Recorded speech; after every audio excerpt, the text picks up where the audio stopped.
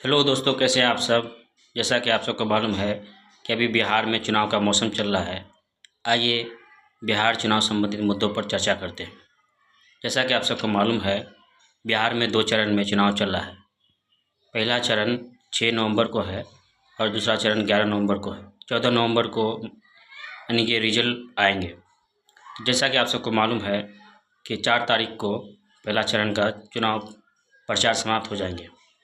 मैं बिहार के तमाम मतदाता से अपील करना चाहता हूं कि पहला चरण का जो 6 तारीख को वोट है, आप सब अपना मतदान का उपयोग करें, ज़्यादा से ज़्यादा मतदान करें ताकि सही कैंडिडेट या सही पार्टी चुनाव जीत सके।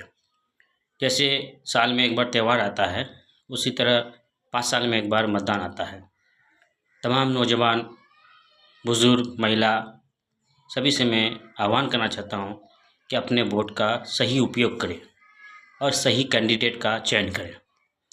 अभी जैसा कि आप सबको मालूम होगा कि बिहार में मुख्य तौर पर 2 यानी कि गठबंधन चुनाव प्रचार में ज़्यादा यानी कि ज़ोर शोर में चुनाव प्रचार कर रहे हैं।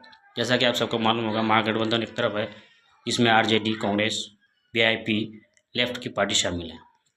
दूसरी तरफ बीजेपी, जदयू, रामविलास पासवान के बेटे चिराग पासवान की पार्टी, जीतनराम मांझी की पार्टी शामिल है।